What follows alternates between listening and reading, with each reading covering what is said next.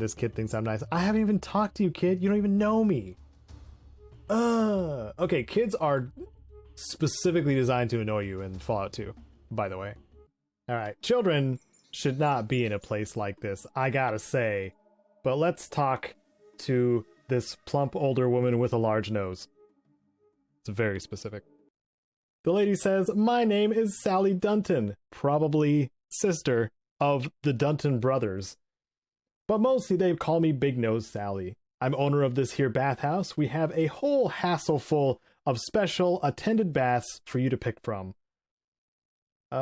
Gee, Miss Sally, I just wanted a regular bath. You don't have a bubble bath, do you? She says, if you just want an unattended bath, you might try the Golden Gecko or the Buckner House, but I doubt that you'll find it as enjoyable. Thank you, Miss Big Nose. I'll try that instead. Goodbye.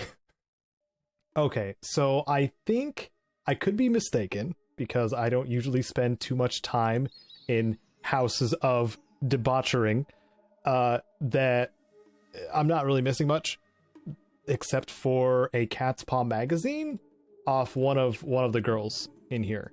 But there is more than 10, I think, in Fallout 2, and you only need 10 initially, and then you need one more to take to someone in Broken Hills. But I'm getting way too ahead of myself already. These kids will not stop following me now, and they're gonna be talking to me constantly. What happens if I talk to them? Is that blade you have really sharp? What blade? I don't have a blade. I guess the spear counts, I suppose. Oh, I have a knife. I have a knife. Should be enough to scare a kid away. Doesn't work. Doesn't work. Unfortunate. Well, at least they don't follow me to Trapper Town. I may have just jinxed myself, and maybe mysteriously a kid's gonna end up in Trapper Town. Gonna check these houses really quick and see if... Did you come here to trade hides for firewater? Interesting. Maybe. Maybe. I have no need for firewater just yet. Drinking is just generally not a great idea. Jamin P. Rose, that's a familiar name. Welcome back. Says, yay, Caedo's back. What's your favorite weapon in Fallout 2? Man, there is so many choices. I mean, initially, I probably would have said something like the Bozar, or the Gauss rifle, or the Mega Power Fist. So probably those, I guess. The Pulse rifle is also a lot of fun. So yeah, I think those are my favorites. I can't just land on one. So what about you and the rest of you? Favorite weapons in Fallout 2? If you haven't played Fallout 2, favorite weapons in your preferred Fallout game? I guess we've got throwing knives now. That's kind of cool. So we're checking out the Golden Gecko here. Gonna see what's going on in this side of town. There's two taverns, technically. They're across from each other. Gotta have some healthy competition, am I right? But let's talk to this tall graying man with a tankard of beer. He says, well, it's just my educated opinion, but I can see by the way you move that you could do with a few pointers. And I say, pointers? With what? He says, about the sweet science, of course. The sport and art. The art? Are you talking about magic? Can you teach me magic spells? He grins broadly. Sure, and Bagora, I could teach you about the wee folk, leprechauns, spriggans, banshee, and the like. Would you like that? That sounds great. Teach away. He says, talking to those around you. Did you hear that? I got myself a live one here. Wants to hear about fairies and wee goblins and such. Hoo ha hoo ha hoo ha. He doubles over in laughter. He says, here, lad, have a drink on me. That's your ticket to the realms of the Fey folk. All I need is a drink? That's great. Thanks for the tip. He says, well, the drink's just the start. You have to find a fairy mound, winks at the surrounding patrons. Well, what then? Well, you sit by the mound and wait until you can see the fairy circle in the dew. If you jump in the fairy ring, you'll be made to dance until dawn with the wee folk. If you survive, they'll steal you away to the land of the fairy. I imagine he's got like the weakest laugh. Wow, sir, how'd you find this out? He says, oh, it's in me blood, of course. Aaron go brag. He hefts his tankard aloft. Yeah, go brag about Aaron. All right, thanks for the tips. Hey, let me ask you about something else. Okay, so he's running me through this again. I don't think so, old man. I doubt that you could teach me anything. Oh, okay. Pointers with what? He said about the sweet science, of course. What are you talking about? Pugilism, the manly art of hand-to-hand combat. That's what I mean. Well, I guess I could use some help with that. He says, well, let's go outside and see what I can teach you. You see, it's all about getting your whole wee body to snap just like a whip. Uh-huh. Oh. Several sweaty hours later, he says, so, you see what you were doing wrong then? That was great. Let me give you $10 for some brew on me. That's the least I can do. No. I can nae ask for money from ye. It was my very own pleasure to teach you what I know. You take darn good care of yourself now. You got real potential. Thanks, John. Goodbye. So this dude's name is John Sullivan. I have a feeling he's a reference that I don't know. I'm sure it'll be on screen if I do find out. I got trained since we were at 75 unarmed. We're at 86 now. We just got a boost of 10. Or 76. So we got a boost of 10 unarmed skill. Just for the heck of it, for free. He didn't even accept $10. So that's pretty freaking cool. I haven't spent any skill points yet. The things that I've run into that were in my way were a door and rad scorpions that I could punch so far. So far so good, right? Not needing to spend my skill points just yet. And hoping that I end up at level 3 where I can choose my first perk. So now we're going to talk to the bartender. He says, hello there, stranger. Welcome to the Golden Gecko Tavern, Hotel, and Trading Post. I'm Sojang. I run the place. What can I get for you? Well, I'd like to buy a round of drinks for the whole bar and introduce myself. He says, a round of piss for the whole bar then. Huzzah! That'll be $30, big smile. I hope everyone enjoys the beer. Sojang, I need some information. He says, yeah, what the heck do you want to know about? Are there any other settlements nearby? Sojang says, there are a couple of settlements nearby. There are some tribals northwest of us, but I suppose you know about them. Then there's the Den, a few days south of here. That's the closest. And there's a mining town called Reading, quite a ways to the southwest. Thanks, Sojang. I have another question for you. Are there any traders here in Klamath? This is hopefully going to lead us to Vic a little bit better. He said, not too many traders in town, just Vic that I can think of. He's got a house to the east part of town. He used to trade pre-war stuff at the Den and to tribals. Haven't seen him for a bit, though. Huh. So if we can't find Vic here, I guess the Den will be our next place to check. I'm looking for a job. Do you have any leads? He says, well, the Dunton brothers are always looking for someone to do their dirty work for them. And for that matter, Tor, the Buckner boy, is scared to go and tend the Brahmin at night on account of the Bugman. We already took care of that. I guess that's all I need to know, but I need to... Thanks. Another question for you. Anything unusual going around here in Klamath? He said, well, let's see. All sorts of things going on in town lately. Counts on his fingers. There's the Brahmin mutilating bugmen, rodents of unusual size, a walking spirit, and a missing hunter. Klamath's become a real hotspot lately. Tell me about the RUSs, please. He says, some say that there's a gigantic rat, the size of a Corvega, that rules over all the rats in Trapper Town, west of downtown. They say that it lives in the old mine underneath Trapper Town, and that all other rats bring it shiny objects that they find. Licks his lips. Shiny baubles. Wow. I don't talk to this bartender enough, I don't think. That's all I need to know for now. He says, you don't seem to be too popular in this part of town. Well, maybe the jury's still out on you. How can I help you? Okay, so he gave me like a little summary of how the town feels about me, and we can look at the reputation in a second. Barter. I want to see what he has to sell. So he's selling a heavy leather jacket, a regular leather jacket. I can actually afford this. However, if I spend a little extra time, I might actually have the money to go to Buckner's, or the things I need to go over to Buckner's and get the actual leather armor, which has a better defenses to it. So I think I might wait on that, actually. And, well, sell some things for coin. That makes the most sense, right? So I'll 25. There we go. You can use the number keys for pricing stuff, which is kind of nice for moving things back and forth. Really lovely. Okay, he's got more throwing knives too, but I think I'm gonna pass on that for now. I'll say thanks for your help. Goodbye. I forgot to look up. Oh boy, we've got some people in the way. Well, I can show you the amazing addition of Fallout 2, which is the push button. If anybody's standing in your way, you can shove them out of your way, especially if they're standing in a doorway. No Lydia happening in Fallout 2. Thank goodness. Fallout 1 was another affair. To get around that, the developers decided to just make NPCs wander around a lot more, especially companions. Oh, there's a Cat's Paw magazine. Hey, that's 1 out of 10. Or 11. Yeah, I just saved you from a burp.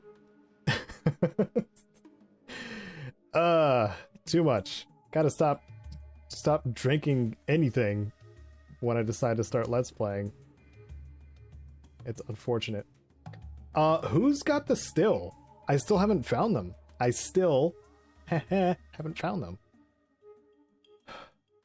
It's not the Dunton brothers, I don't think.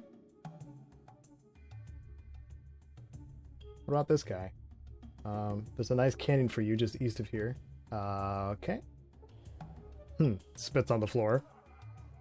Better just mind your own business. Wow, these people are just the friendliest. Better just mind your own business. I forgot who I have to talk to for the still. Yeah, I don't know. Oh, there's a Velvet Elvis back here. Let's not forget that, shall we? Is that locked? Oh boy, another door we can kick maybe.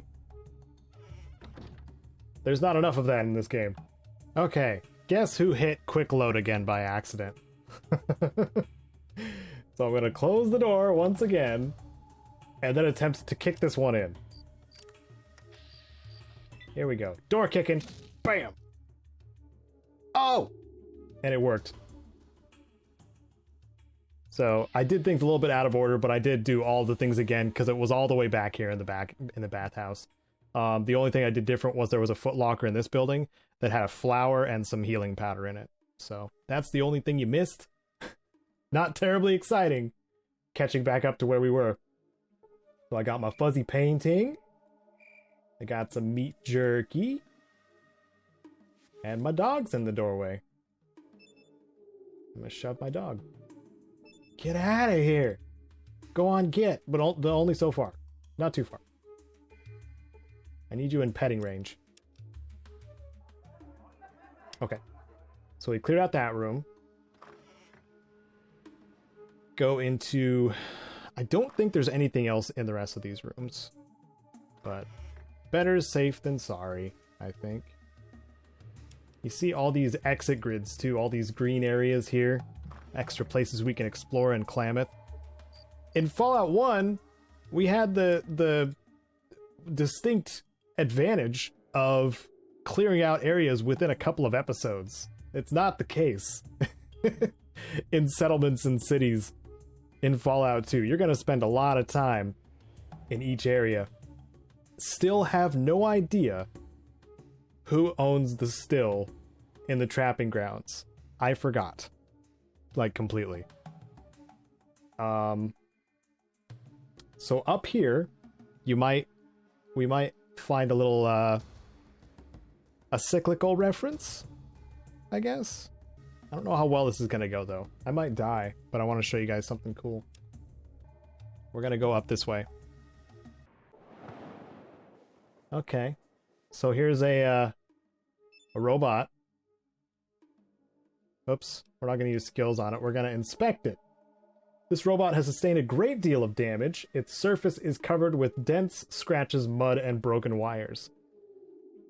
It is unhurt but has crippled limbs. Oh! A lot of you may recognize something like this. What is this? Perhaps a vertibird? Maybe? perhaps a dead Enclave soldier who got chopped in half by the vertebrate blades? Another Enclave soldier that was burned to a crisp? Interesting. Wasn't there perhaps a character in Fallout New Vegas by the name of Daisy who regretted crashing a vertibird? Interesting tie-in, isn't it? Okay, well, my main concern here, because I think I get like an access key off of one of these guys, but beyond that, I have to get through this robot, well, by myself, because I don't have the money to get Sulik, do I? Not yet. I don't think. No, I need $350. I have $223. So let's see what happens if I try to fight this robot. I have saved multiple times in a row now. Ah! Oh! Never mind. Okay, we have the advantage of the robot being super crippled. So I want to punch in the regulator. That's the robot's groin. You are now irregular. Oh, get another move. Okay. You are now dodging my attack. Okay, come at me.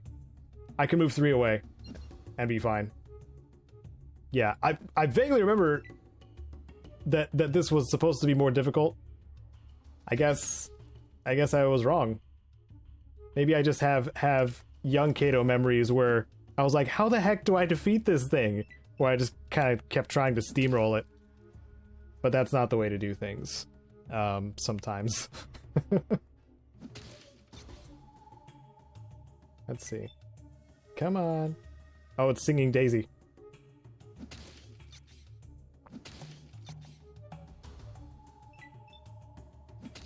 Isn't? That's a reference to something, I'm sure. Some robot powering down in a film or something. It's like, Daisy, Daisy, oh, ow. Something like that. Tell me what that reference is. If you know it. Haha! Oh ho! Robot dead. Oh, 200 XP. We are so close. Oh, we are so close to 3000 XP. Our XP's over here to level 3. I really want my next level so I can get my first perk. Yeah. It says crashed vertibird too, as if I know what it is in the log. So this body's got a yellow reactor keycard. I'm gonna take it. This body has nothing. So even holding shift, I don't think that really shows anything. So this was just more of a